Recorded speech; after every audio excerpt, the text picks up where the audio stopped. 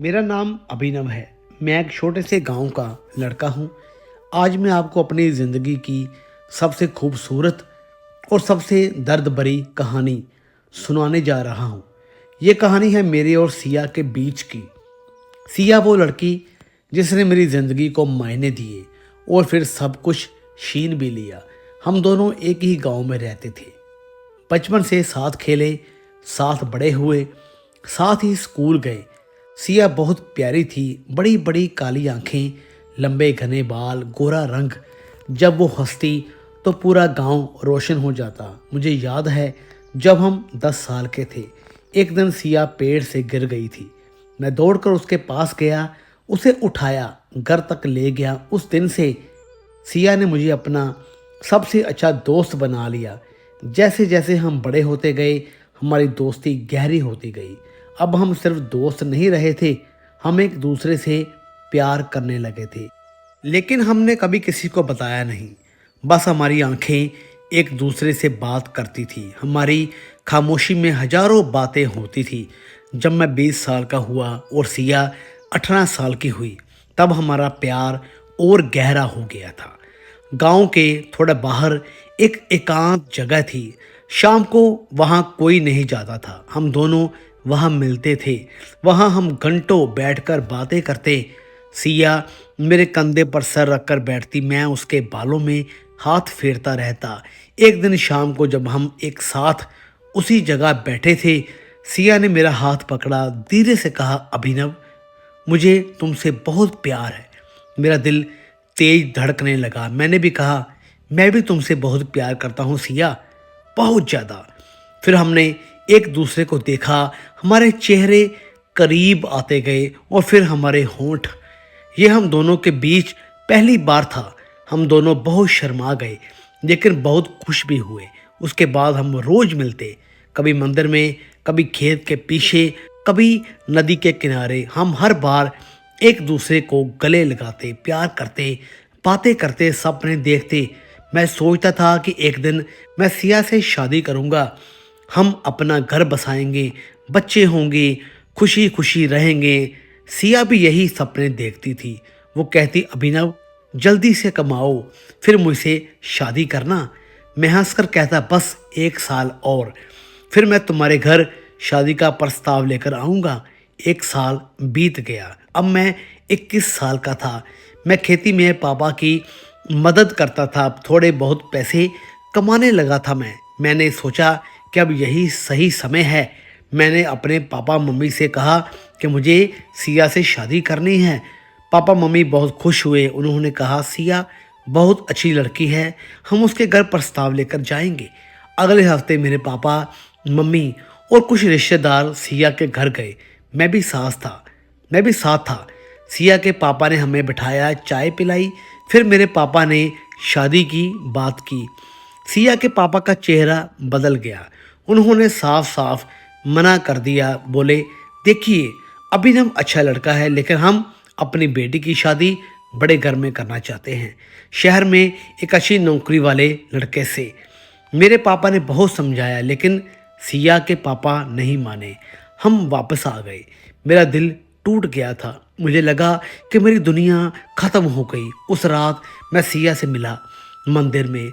सिया बहुत रो रही थी। मैंने उसे गले लगाया, कहा, सिया, तुम परेशान मत हो, मैं कुछ करूँगा।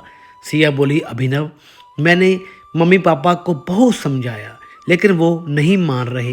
वो कह रहे हैं कि उन्होंने मेरे लिए शहर का एक लड़का देखा है, जल्दी ही मेरी शादी करेंगे। मैं सुन्न रह गया। मैंने सिया को और कस कर पकड़ लिया। हम दोनों रोते रहे। उस रात हमने एक दूसरे को बहुत प्यार किया, एक आखिरी बार, जैसे कल फिर कभी नहीं मिलेंगे। कुछ दिन बाद मुझे एक खबर मिली, आर्मी में भर्ती के लिए फॉर्म आए थे। मैंने सोचा कि अगर मैं सेना में चला गया तो अच्छी नौकरी मिलेगी, अच्छी तनख्वाह मिलेगी, फिर शायद सिया के पापा मान जाएं। मैंने फॉर्म भर दिया, परीक्षा दी, फिजिकल टेस्ट दिया। कुछ महीनों के बाद मेरा चयन हो गया। पूरा गांव खुश था, मेरे माँ बाप बहुत खुश थे, लेकिन मेरे दिल में सिर्फ एक सवाल था, क्या अब सिया के पापा मान जाएंगे? मैंने सिया को खबर भेजी। उसने वापस संदेश भेजा, बहुत खुश हुई। लेकिन पापा अब भी नहीं मान रहे। उन्होंने कहा है कि अगले महीने मेरी शादी है। मेरी दुनिया फिर से उजड़ गई। लेकिन अब मेरे पास कोई रास्ता नहीं था। मुझे ट्रेनिंग के लिए जाना था। ट्रेनिंग का दिन भी आ गया। मुझे ट्रेन से जाना था। स्टेशन पर बहुत भीड़ थी। मेरे माँ बाप, रिश्तेदार, दोस्त सब आए थे मुझे विदा करने के। मैं प्लेटफॉर्म पर खड़ा था। मन में एक ही उम्मीद थी कि शायद सिया आ जाए। तभी मैंने उसे देखा, दूर से आती हुई। मेरा दिल तेज धड़कने लगा।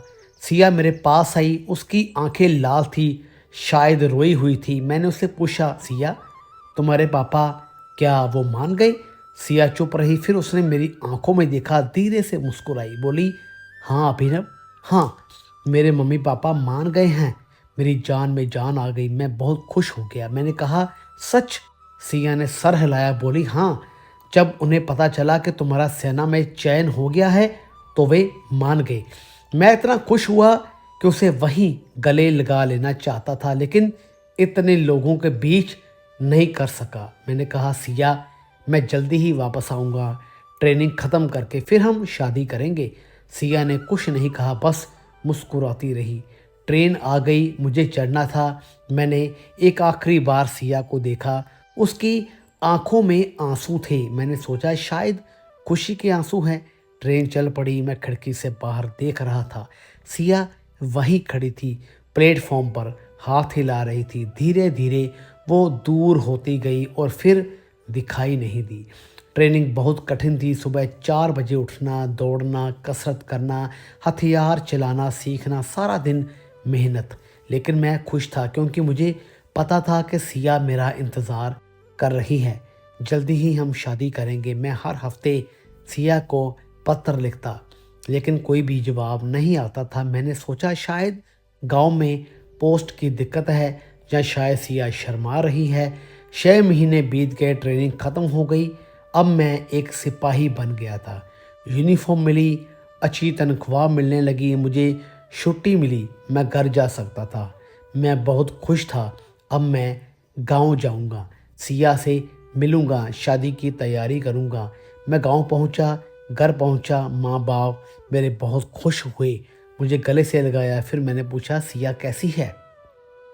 मम्मी का चेहरा बदल गया। वो चुप हो गई। मैंने फिर पूछा, क्या हुआ मम्मी, सिया कैसी है? मम्मी ने आंखें नीची कर ली, धीरे से कहा, बेटा सिया की शादी हो गई है। मैं वहीं खड़ा रह गया, जैसे किसी ने मेरी सांसें खींच ली हो। मैंने कहा, क्या शादी? लेकिन उसने तो कहा था कि मम्मी ने कहा है कि बेटा तुम्हारे जाने के बाद 1 महीने के बाद ही उसकी शादी हो गई है। शहर के एक लड़के के साथ। मेरा दिमाग घूम गया, मुझे कुछ भी समझ नहीं आया। मैं बाहर भागा सीधा सिया के घर की तरफ। जब मैं वहां पहुंचा तो घर बंद था। पता चला कि सिया अपने पति के साथ शहर में रहती है। मैं घर के बाहर खड़ा रहा, दीवारों को देखता रहा, वो दीवारें जिनके अंदर मेरा प्यार रहता था। अचानक मुझे याद आया, स्टेशन पर सिया का चेहरा, उसकी आंखों में आंसू, उसकी मुस्कान। वो झूठ बोल रही थी, उसके मम्मी पापा नहीं माने थे। वो तो मुझे दिलासा दे रही थी बस, ताकि मैं बिना परेशानी के चला जाऊं, ताकि मैं अपनी ट्रेनिंग पर ध्यान दूं। मैं वहीं बैठ गया ज़मीन पर और रोने लगा, और ज़ोर ज़ोर से रोने लगा। मेरे सारे सपने टूट गए थे। मेरी पूरी दुनिया ही उजड़ गई थी। उस दिन के बाद मैं बदल गया। मैंने तय किया कि मैं कभी भी शादी नहीं करूँगा। सिया मेरी पहली मोहब्बत थी और आखिरी भी। मैंने अपने माँ बाप से कहा कि मैं कभी शादी नहीं करूँगा, कभी नहीं। माँ ने बहुत समझाया, बोली, बेटा सिया चली गई है लेकिन ज़िंदगी तो चलती रहेगी ना, तुम भी आगे बढ़ो। लेकिन मैं नहीं माना। मैं वापस सेना में चला गया। अब मैंने अपनी पूरी ज़िंदगी देश की सेवा में लगा दी। मैं दिन रात मेहनत करता, खतरनाक मिशंस पर जाता, अपनी जान की परवाह नहीं करता था। साल बीतते गए। मैं अब आर्मी में मेजर बन गया था, लेकिन मेरे दिल में अब भी सिया ही थी।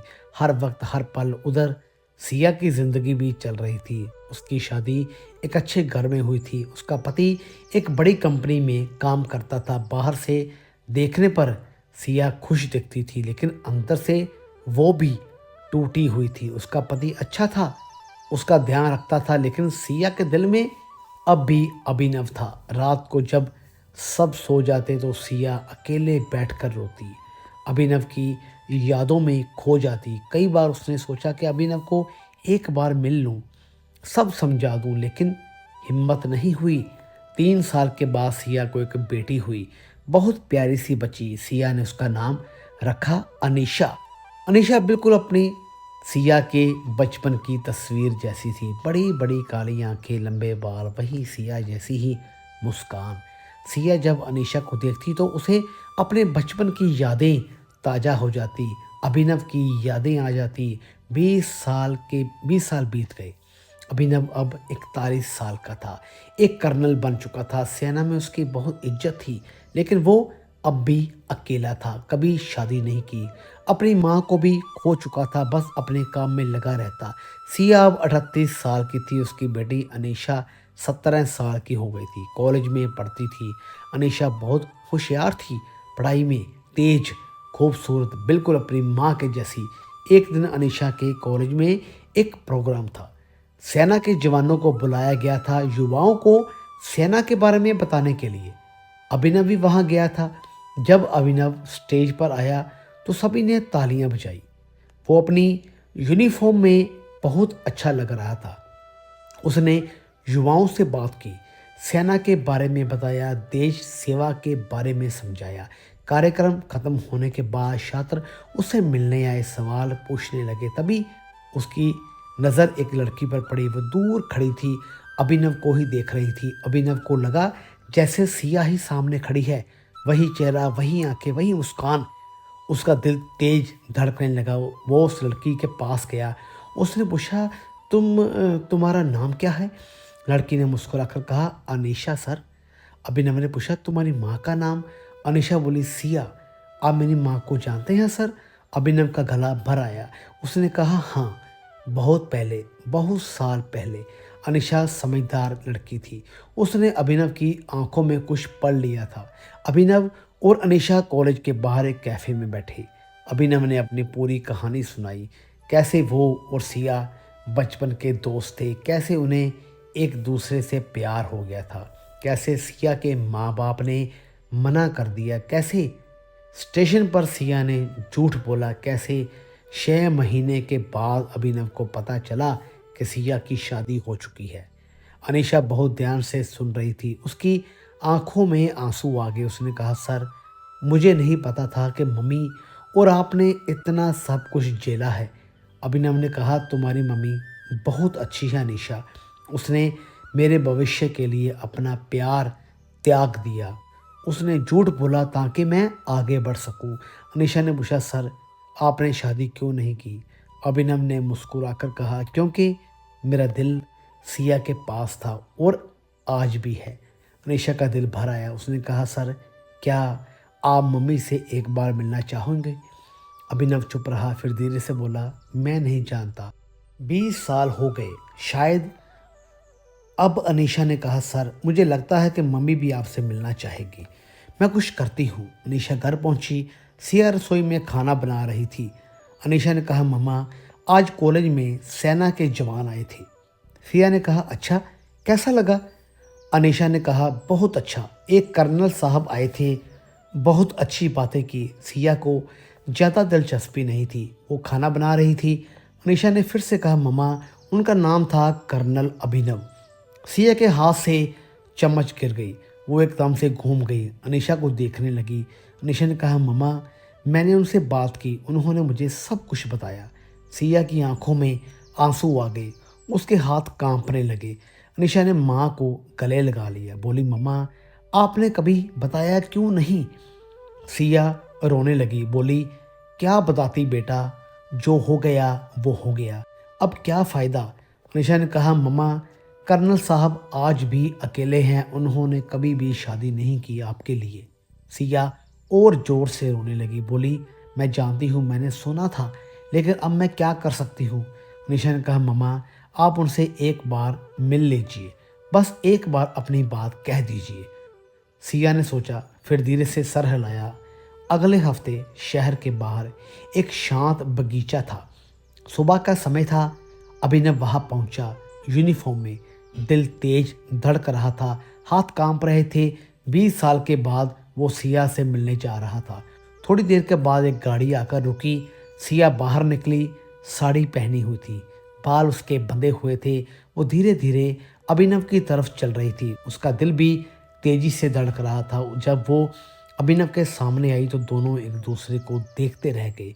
20 साल हो गए थे, दोनों ही बदल गए थे, लेकिन आंखें वही थी, प्यार वही था। सिया की आंखों से आंसू बहने लगे। अभिनव की आंखें भी भर आई। कोई कुछ नहीं बोल रहा था, बस एक दूसरे को देख रहे थे। 20 साल की खामोशी को तोड़ना मुश्किल था। फिर अभिनव ने धीरे से कहा, तुम कैसी हो सिया? सिया ने रोते हुए कहा, मैं ठीक हूँ। दोनों एक बेंच पर बैठ के थोड़ी दूरी पर, लेकिन दिल बहुत करीब थे। अभिनव ने कहा, अनीशा बहुत अच्छी लड़की है, बिल्कुल तुम्हारी तरह। सिया ने मुस्कुराकर कहा, हाँ वो बहुत समझदार है। फिर खामोशी छा गई। सिया ने हिम्मत करके कहा, अभिनव मुझे माफ़ कर दो, मैंने तुमसे झूठ बोला था स्टेशन पर। अभिनव ने कहा, मुझे पता है सिया, मुझे बाद में सब पता चल गया था। सिया रोने लगी, बोली, मैं तुम्हें दुखी नहीं करना चाहती थी। मैं चाहती थी कि तुम बिना परेशानी के अपनी ट्रेनिंग पूरी करो, इसीलिए मैंने झूठ बोल दिया। अभिनव ने उसकी तरफ देखा, उसकी आंखों में प्यार था। बोला, मैं समझता हूँ सिया, तुमने मेरे भविष्य के लिए अपना प्यार छोड़ दिया, तुमने बहुत बड़ा त्याग किया। सिया ने कहा, लेकिन इससे तुम्हें भी दुख हुआ, तुमने शादी नहीं की, अकेले रहे, ये मेरी गलती है। अभिनव ने सर हिलाया, बोला, नहीं सिया, ये मेरा फैसला था। मैं तुम्हारे बिना किसी और के साथ नहीं रह सकता था। सिया ने पूछा, अभिनव तुम्हारी जिंदगी कैसी रही? अभिनव ने कहा, बस काम में लगा रहा। आर्मी ने मुझे बहुत कुछ दिया, सम्मान दिया, मकसद दिया, लेकिन वो रुक गया। सिया ने पूछा, लेकिन क्या? अभिनव ने उसकी आंखों में देखा, बोला, लेकिन खुशी नहीं दी, वो खुशी जो तुम्हारे साथ थी। सिया का गला भर आया। वो भी बोली, मेरी जिंदगी भी ऐसी ही रही है अभिनव। अच्छा घर मिला, अच्छा पति मिला, प्यारी बेटी हुई, लेकिन दिल में हमेशा एक कमी रही, तुम्हारी कमी। अभिनव ने धीरे से कहा, क्या तुम खुश हो सिया? सिया ने सोचा, फिर बोली, मैं अपनी ज़िंदगी से संतुष्ट हूँ। मेरा पति अच्छा है, वो मेरा ख्याल रखता है, मेरी बेटी मेरी जान है। लेकिन अगर तुम पूछो कि क्या मैं वो सिया हूँ जो तुम्हारे साथ थी, तो नहीं। वो सिया तो उसी दिन ख़त्म हो गई थी जब तुम्हारी ट्रेन चली गई थी। अभिनव का दिल टूट गया।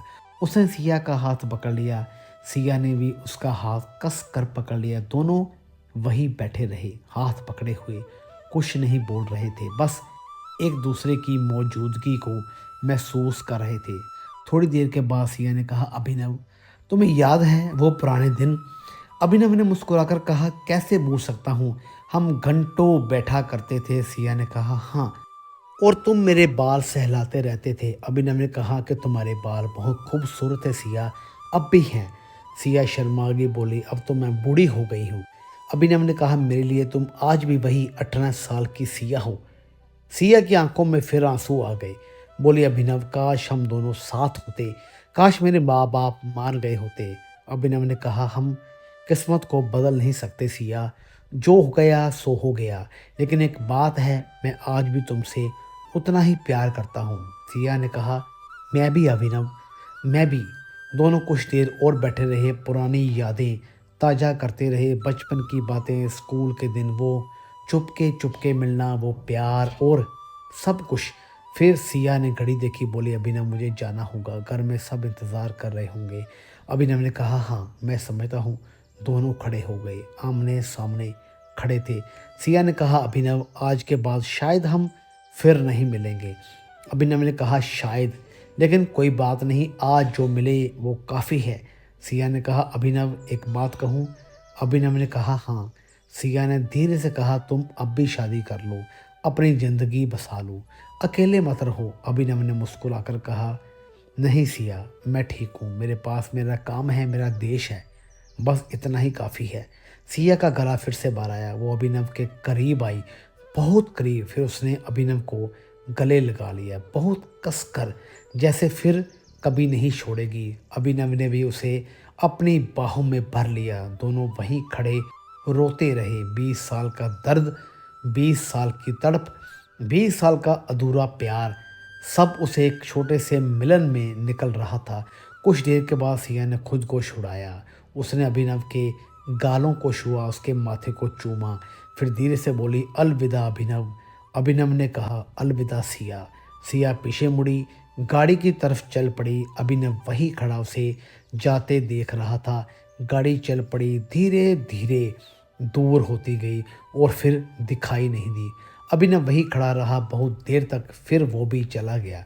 सिया घर पहुंची, उसके पति और अनीशा बैठे थे। पति ने पूछा, कहाँ गई थी इतनी देर? सिया ने कहा, बस बाहर घूमने गई थी। अनीशा ने माँ की आंखों में देखा। वो समझ गई कि माँ ने अभिनव से मुलाकात की है। रात को जब सब सो गए तो अनीशा अपनी माँ के कमरे में गई। उसने पूछा, मम्मा कैसी रही मुलाकात? सिया ने अनीशा को गले लगा लिया और रोते हुए बोली, बहुत अच्छी। 20 साल के बाद मैंने अपने दिल की बात कह दी। जो अधूरा था वो पूरा हो गया। अनीशा ने पूछा, अब आप खुश हैं? सिया ने कहा, हाँ बेटा, अब मुझे शांति मिली है। अभिनव भी शांत हो गया होगा। उधर अभिनव अपने होटल के कमरे में बैठा था, खिड़की से बाहर देख रहा था। आज 20 साल के बाद उसे सिया मिली थी, उससे बात हुई थी, उसे गले लगाया था। अभिनव को भी शांति मिली थी, उसके दिल का बोझ हल्का हो गया था। अब उसे पता था कि सिया भी उससे प्यार करती है, आज भी वो भी उसे भूली नहीं है। ये जानकर अभिनव को सुकून मिला। अब वो अपनी ज़िंदगी शांति से जी सकता था। उसने तय किया कि वो अब और ज़्यादा मेहनत करेगा, देश की सेवा में और लग जाएगा। यही उसका मकसद है, यही उसकी ज़िंदगी है। 5 साल बीत गए। अब अभिनव अब 46 साल का था। वो बहुत बड़े ओहदे पर था। उसे देश के लिए बहुत सारे सम्मान मिले।